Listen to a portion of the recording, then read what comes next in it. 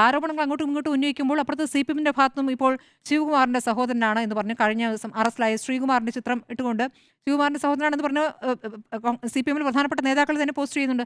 അപ്പോൾ ഇത്തരം ബാലിശമായ അല്ലെങ്കിൽ ഈ കൊണ്ടും കൊടുത്തും മുന്നേറാനുള്ള ഒരു വിഷയമായിട്ട് ഇതിനെ മാറ്റാതെ ഇത് വിശ്വാസവുമായി ബന്ധപ്പെട്ട വിഷയമാണ്. നേരത്തെ സുനിൽ പറഞ്ഞോട് എനിക്ക് വിയോജിക്കാനുള്ള ഒരു കാര്യം, ശബരിമല സ്വർണ്ണക്കൊള്ള എന്നുള്ളത് തദ്ദേശ തെരഞ്ഞെടുപ്പിൽ ഒരു ആയുധമാക്കേണ്ടി വന്നില്ല കോൺഗ്രസിന്. അതിന്റെ നാച്ചുറലായിട്ട് അത് സംഭവിക്കുകയാണ് ചെയ്തിട്ടുള്ളത്. കാരണം എന്തുകൊണ്ടാണ് ഭൂരിപക്ഷ വോട്ട് കിട്ടാൻ വേണ്ടി അവിടെ ആഗോള അയ്യപ്പ സംഗമം നടത്തിയതിന് തൊട്ട് പിന്നാലെയാണ് ഈ കേസ് വരുന്നത്.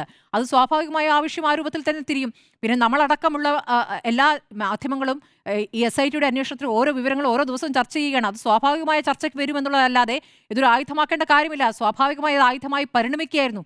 എന്തിനാ BJP പോലും അങ്ങനെ ഒരു വലിയ സമരത്തിലേക്കൊന്നും കടന്നിട്ടില്ല. വിഷയം ഉന്നയിച്ചു എന്നല്ലാതെ അത് അവിടെ നിൽക്കുകയാണ്. ബാക്കിയെല്ലാം അതിന്റെ മുറയ്ക്ക് തന്നെ നടന്നു എന്നുള്ളതാണ്. അപ്പോൾ ഇനി വരുന്ന നിയമസഭാ തെരഞ്ഞെടുപ്പിലും അല്ലല്ല ഈ പാരഡി പാട്ടൊക്കെ ഉണ്ടായിട്ടുണ്ട്. പാരഡി പാട്ടൊക്കെ തിരിച്ചും പല പാട്ടുകളും അപ്പുറത്തും ഇപ്പുറത്തൊക്കെ ഉണ്ടായിട്ടുണ്ട്.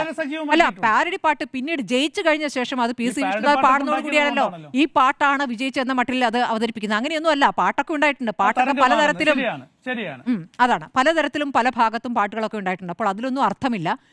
സ്വാഭാവികമായി വിശ്വാസവുമായി ബന്ധപ്പെട്ട വിഷയമാകുമ്പോൾ വിശ്വാസികൾ അതിനകത്തൊരു മാർക്കിടുമെന്നേ.